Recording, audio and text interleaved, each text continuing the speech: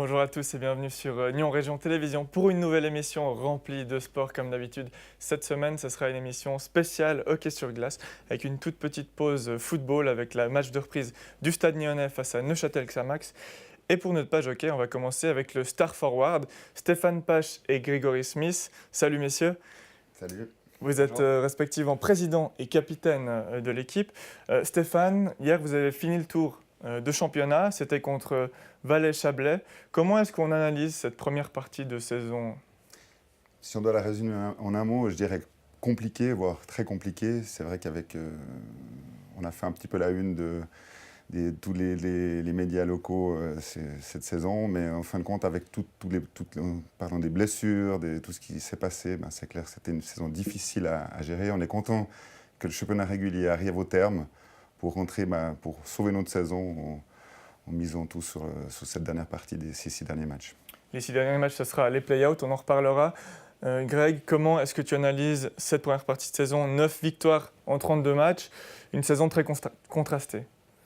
Oui, effectivement, une équipe très jeune. Je pense qu'au début de championnat, c'est pour ça qu'on a engrangé pas mal de points, avec la fraîcheur, avec la jeunesse. Une belle série en début de championnat, c'est quasiment 7 victoires de suite. Effectivement, on jouait le match à Sierre pour la première place, qu'on a perdu se faire en prolongation. Et après, c'était une série très longue pour nous de défaites, avec des complications, des blessures, ensuite un changement d'entraîneur aussi. Et voilà, c'était, comme Stéphane le dit, très compliqué tout le long de la saison. Mais heureusement, on a fini un peu mieux l'année.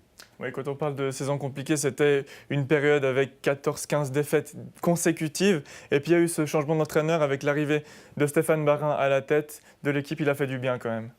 Effectivement, c'était surtout important de montrer aux joueurs qu'on donnait un signal fort, qu'on engageait un entraîneur jusqu'à la fin de la saison. Ça mettait un petit peu de stabilité, de sérénité dans le vestiaire.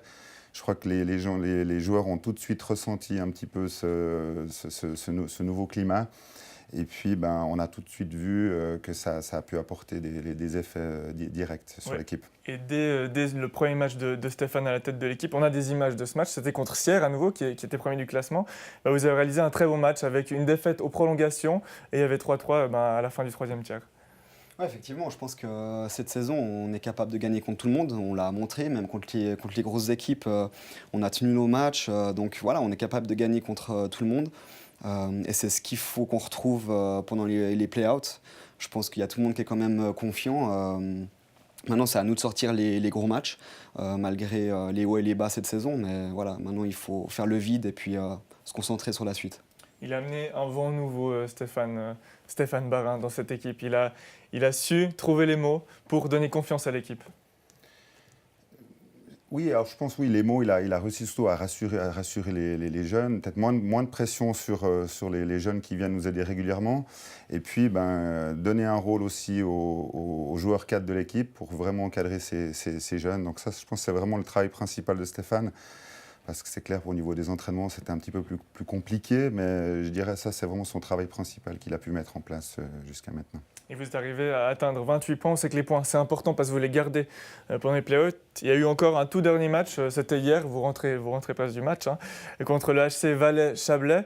Le club a Laurent Perroton, puisqu'il a changé de club là, pendant la saison. C'était un match particulier, Grégory. Ouais, je pense pour certains joueurs, on est toujours un peu plus motivé quand on joue contre son ancien coach. Après, quand on est sur la glace, on ne se concentre plus vraiment là-dessus, on se concentre sur le match. Mais effectivement, on voulait bien faire. Et je pense qu'on a livré un assez bon match, vu aussi le contingent qui était assez restreint. Malheureusement, ça n'a pas suffi, mais voilà, maintenant, on se concentre sur la suite.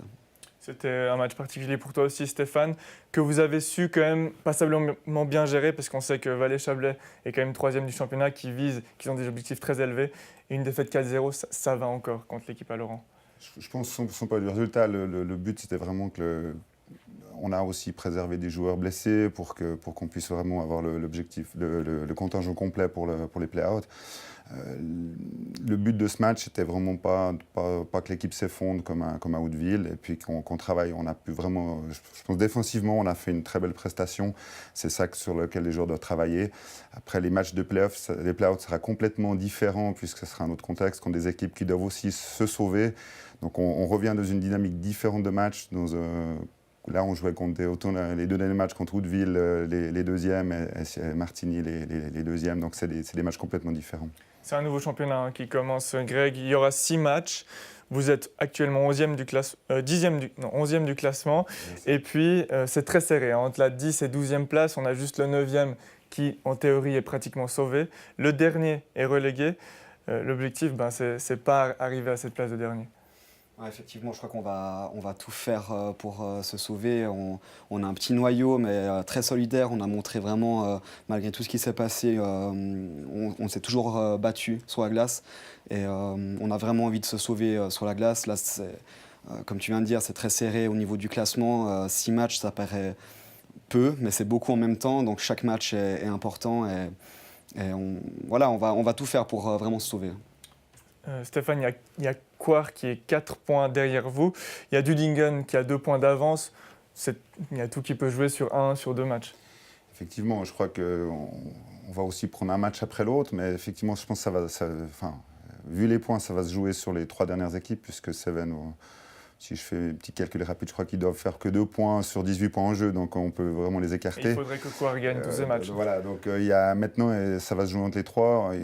En fait, il faut vraiment que l'équipe fasse le vide dans leur tête, que les trois équipes sont dans la même situation, donc en finalité, on part sur le même pied d'égalité. C'est un nouveau championnat, un mini-championnat de 6 matchs qui commence. Et puis, je pense par rapport au dernier match, au dernier résultat, en fin de compte, c'est peut-être nous qui avons fait le plus de points dans les derniers 6 matchs. Donc, en fin de compte, c'est ça qu'il faut que les joueurs se mettent en tête.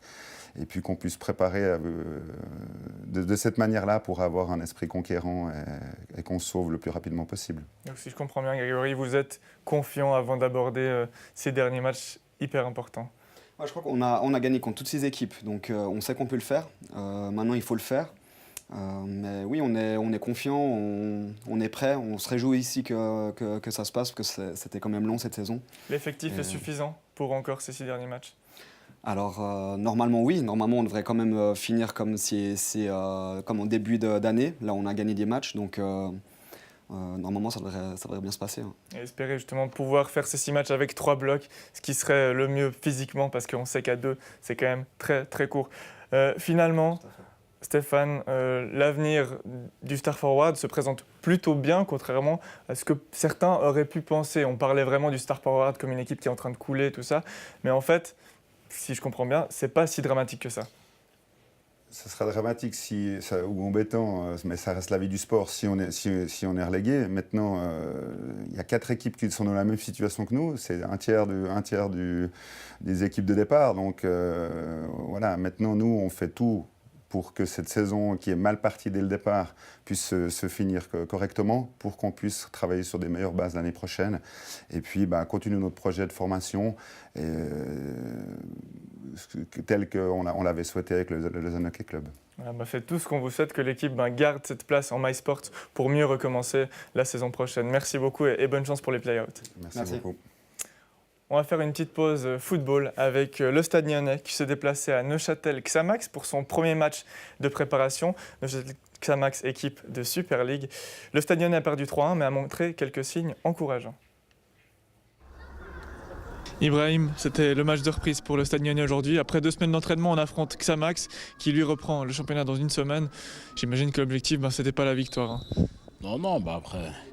Si on avait pu gagner, ça aurait été bien, mais le premier objectif, c'était de bien travailler, surtout physiquement. C'est vrai qu'on a repris il n'y a pas longtemps, eux, ils sont pratiquement au début de leur championnat. L'objectif, c'était justement de donner du temps de jeu à tout le monde et de pouvoir continuer à se préparer, parce qu'il nous reste encore un bon mois de préparation avant le début du championnat. C'est vrai que c'était une reprise assez dure contre un Xamax qui est qui aujourd'hui est prêt, puisque dans une semaine, ils sont au championnat. Par contre, c'était très intéressant pour moi sur le plan tactique, puisqu'on a joué avec 2 systèmes. En première et en deuxième mi-temps. On a eu peu de temps pour le mettre en place et je dois vous dire que une grosse satisfaction à ce niveau-là parce qu'on a répondu présent par rapport à ce qu'on a pu travailler. Et puis aussi sur le plan de la solidarité, sur la compacité, on a un 3-1 aujourd'hui après 2 semaines d'entraînement contre ce Xamax-là, c'est une grande satisfaction. La première mi-temps, c'était peut-être la mi-temps référence, 2-1 après cette mi-temps. Vous avez mis en difficulté Neuchâtel en jouant notamment au ballon. C'était ce que John vous a demandé, vraiment sortir depuis derrière avec le ballon. Oui, c'est ce qu'il nous demande depuis le début de la saison. Après, c'est vrai qu'on essaye à chaque match de le faire au mieux. Des fois, on ne peut pas, c'est un peu compliqué, mais c'est vrai qu'en première mi-temps, il y a eu des bonnes choses. Même en deuxième, il y a eu des bonnes choses, des moins bonnes, mais on est vraiment au début de la préparation. Il y a eu beaucoup de changements. Il y a des jeunes joueurs qui ont aussi eu du temps de jeu, ce qui est important aussi. Du coup, c'est que du positif. Première mi-temps, on a vu quand même le Stade Lyonnais, peut-être la meilleure équipe. C'est juste si on dit ça, tu as essayé quand même de mettre l'équipe numéro 1. Pas forcément, non. C'est vrai qu'en deuxième mi-temps, c'est toujours plus compliqué dans ce genre de match de préparation parce qu'on sait qu'il y a pas mal de changements. Donc, non, il y a des joueurs qui sont rentrés en deuxième mi-temps qui sont tout à fait prétendants à faire partie de l'équipe, comme tu dis, de la première mi-temps. Donc, et demain, il y aura certains rôles qui vont être inversés contre Servette. Donc, non, je crois que c'est vraiment un tour d'effectif. Les cartes sont redistribuées. Il y a certains qui doivent aller chercher des places, d'autres les garder. Donc non, une bonne performance de l'équipe ce soir. Et la préparation dure encore plus d'1 mois maintenant. Quels sont les principaux objectifs que tu vas mettre en place au fur et à mesure de la préparation ? On va continuer à travailler différents systèmes pour pouvoir ensuite réagir en championnat.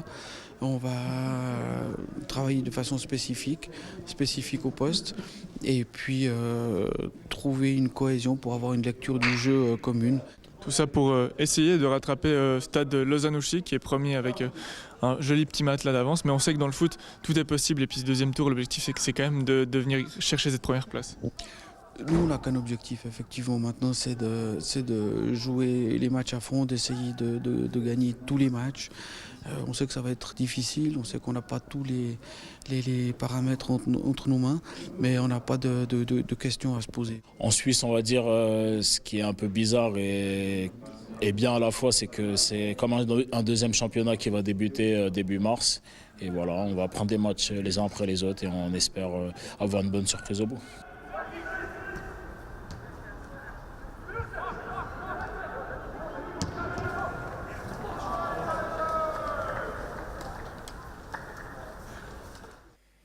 Et pour revenir au hockey, on va changer de ligue, mais pas de sport.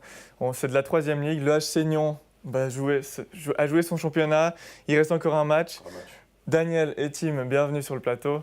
Daniel, merci. On imagine que tu es satisfait de la première partie de saison de l'équipe. On te recevait en début de tour. Et puis là, vous avez réalisé votre objectif, c'est-à-dire se qualifier pour les playoffs. Totalement. C'est vrai qu'en début de saison, on était un petit peu dans l'inconnu. On ne savait pas un petit peu comment on allait avoir le contingent suffisant. On venait de faire une saison catastrophique. On avait fini dernier. Et aujourd'hui, on se retrouve en milieu de tableau, entre la 5e et la 7e place, avec quelques victoires au compteur. Autant de matchs où on a accroché les leaders du championnat. On a battu Genève Academy qui sont 2e aujourd'hui. Donc c'est clairement une satisfaction, oui. Ça fait plaisir, Tim, de jouer dans une équipe compétitive qui a les chances de gagner à chaque match. Ouais, c'est rafraîchissant, c'est clair. Pour la motivation, c'est top. On a envie de retourner jouer, de retrouver les coéquipiers pour les matchs, les entraînements. Ça change tout de suite l'esprit, les gens ont le sourire aux lèvres quand on se retrouve et quand on joue et surtout quand on gagne. Donc c'est très rafraîchissant. L'année dernière, on se retrouvait dans le vestiaire, on va se dire combien on va en prendre ce soir. Ouais. Et cette année, on va se dire on va gagner le match. Et c'est pas du tout la même donne et pas la même émulation dans l'équipe. Qu'est-ce qui fonctionne particulièrement bien? Qu'est-ce qui fonctionne mieux? Clairement, on a fini la saison à 7-8 joueurs. Il y avait un cœur qui battait encore, mais il fallait un peu de sang neuf, et on l'a eu. Donc on a eu pas mal de renforts, et on a la chance d'avoir un super gardien qui nous a rejoint, Sébastien. Ça fait beaucoup, c'est quand même un peu la clé de voûte de cette équipe. Des nouveaux joueurs comme Danick, et puis je trouve aussi le travail avec Pascal et son énergie un peu débordante, et qui fait beaucoup de bien à l'équipe. L'effectif s'est donc étoffé, hein. Au début, ça avait de la peine à se mettre en place, mais là, on sent que l'équipe rivalise vraiment à chaque match avec les autres équipes. Qu'est-ce qu'on peut encore améliorer? Il y a eu une nette progression quand même, hein, déjà jusqu'à présent. Exactement. Alors probablement, c'est surtout au niveau des pénalités qu'on peut s'améliorer. C'est souvent là qu'on est compétitif tout au long d'un match. On se retrouve au niveau du score, on les rattrape, ils nous rattrapent. Et après, souvent, ça se trouve que c'est une pénalité qui fait qu'on est en sous-nombre sur la glace, et on se fait remonter, et on n'arrive pas à récupérer. Donc ça, c'est souvent un point. Mais autrement, encore plus entraîner l'esprit d'équipe, que tout le monde tire à la même corde pour le même objectif, et on va y arriver. Daniel, toi qui es le coach, j'imagine qu'avant chaque match, tu insistes là-dessus, les pénalités, parce que déjà avant, hein, lors du premier match de la saison, tu disais les pénalités, c'est notre problème, on en prend beaucoup trop. Ça reste un petit peu le mal de l'équipe. On y travaille, on en parle beaucoup avec Pascal, avec qui on coach à deux l'équipe, on partage le coaching. Et on reste quand même l'équipe la plus pénalisée sur le nombre de pénalités mineures. Et souvent, c'est des pénalités qui ne servent à rien, qui sont en zone neutre. Et c'est clair, si c'est pour sauver un but, on peut tolérer la tentative de joueur de sauver quelque chose. Mais là, c'est vraiment souvent des fautes bêtes qui nous ont coûté très cher. Et on salue Alès au passage, qui est notre top bad boy. Un petit clin d'œil à lui. Non, on l'aime beaucoup, mais c'est vrai que ça fait beaucoup de pénalités. Et c'est dur, après, à remonter la pente dans certains matchs. Donc il faudra qu'il se calme un peu, il faudra que l'équipe se calme un peu de ce point de vue-là. Bien sûr, il va peut-être pas venir au prochain match après. Donc non, tout le monde. Et tout ça pour faire en sorte de rivaliser pendant les playoffs et peut-être de faire une surprise, pourquoi pas jouer parce que les playoffs, on sait, hein, si on finit entre 5 et 8, on joue contre une équipe qui se situe entre la première et la 4e place. Et là, tout est possible, hein, c'est 3 matchs. Il faut en gagner 2. C'est possible, et historiquement, on est connu pour briller, ou en tout cas faire parmi nos meilleurs matchs en play-off. Donc on a toutes nos chances. Les équipes sur lesquelles on peut tomber en play-off, on les a déjà battues, ou au moins accrochées, c'est clair. On était assez près, donc c'est à notre portée. Après là, il faut qu'on ait cherché vraiment au fond de nous pour ressortir des très bons matchs. Mais c'est clairement à notre portée. Et puis c'est pas quelque chose qui nous fait peur, c'est clair. Là, il vous reste encore un match de championnat. Vous êtes actuellement 7e. Vous pouvez mathématiquement encore croire à la 5e place. Oui. C'est important de gagner ce dernier match à Montchoisy jeudi prochain. D'une part pour le moral de l'équipe, de finir la saison régulière sur un match contre Lausanne 4 Club qu'on a battu au match aller. Donc ça nous ferait beaucoup de bien de finir la saison sur une bonne victoire. Et je pense clairement que la 5e, ça nous permettrait d'éviter peut-être une des grosses écuries d'entrée du play-off et nous mettre tranquillement en train. Mais comme l'a dit Tim, on a accroché tout le monde, on a battu un des 3 premiers. Mais je pense que la victoire nous ferait beaucoup de bien. Tim, l'objectif initial de la saison, Daniel me l'avait dit, c'était les playoffs. Maintenant, c'est acquis. Est-ce qu'on peut se permettre de rêver un peu ? Oui, tout à fait. Et là, je suis déjà en train de vivre un rêve, parce qu'on est déjà passé en play-off. Alors, c'était pas le cas depuis les 2 dernières saisons. Donc, moi, je suis hyper content pour ça. Donc là, je suis prêt pour tout ça. Et moi, j'ai que des attentes de gagner. Donc essayer d'aller le plus loin possible. Je pense qu'on peut faire un petit hold-up là, on peut surprendre quelques équipes. Oui. Je pense que ça dépend vraiment des joueurs. S'ils se mettent à fond dans chaque match, dans chaque shift, c'est vraiment jouable. Par contre, on ne va pas parler de promotion, ce serait un peu trop osé ou bien si ? Non, je pense qu'on n'a pas une structure et pas l'envie aujourd'hui de monter dans une ligue supérieure. Si on peut se stabiliser, être une équipe qui tourne dans cette ligue-là, ça reste une année de transition, de construction d'équipe. Il y a encore des choses à ajuster. On peut encore accueillir de nouveaux joueurs. On a une nouvelle patineur, on a Perrois, qui est là pour 2 ans en tout cas. Donc ça nous donne plus de glace. Rêver de promotion aujourd'hui, non. D'être une bonne équipe de 3e ligue, constante, ça serait déjà pas mal, oui. Et puis pourquoi pas à l'avenir, avec toutes ces infrastructures, tout ça, peut-être un jour arriver à la 2e ligue, ça c'est envisageable, mais pas dans l'immédiat. Alors là, il faudra appeler nos amis de Gland ou d'ailleurs, parce qu'il nous faudra une patinoire, une vraie, où on puisse mettre en place un mouvement junior et vraiment avoir cette émulation de club pour monter une équipe qui se construit sur les bases d'une formation, pas avec des mercenaires de droite à gauche, clairement. Mais en attendant, si on veut jouer au niveau supérieur, il faut aller plutôt du côté de Star Forward qu'on a vu juste avant. Totalement. Et je leur souhaite vraiment qu'ils arrivent à se maintenir. Par contre, rien ne nous empêche de gagner le titre et de ne pas monter. Hein. Oui. On peut. Effectivement. On peut. Alors c'est tout ce qu'on vous souhaite. Exactement. Ce sera l'option que vous choisirez si jamais Je pense le qu'il faut miracle viser haut. arrive. Hein, Ouais. on va viser haut. On va gagner le titre et puis on va rester en 3e ligue. Bon, c'est tout ce qu'on vous On souhaite. prévient toutes les équipes adverses. Hein. On arrive. On vous laisse rêver, la HC Niort. On rêve un petit peu. Merci beaucoup d'être passé sur le plateau. Merci. Et quant à nous, on se retrouve la semaine prochaine pour une nouvelle émission remplie de sport comme d'habitude. Ciao.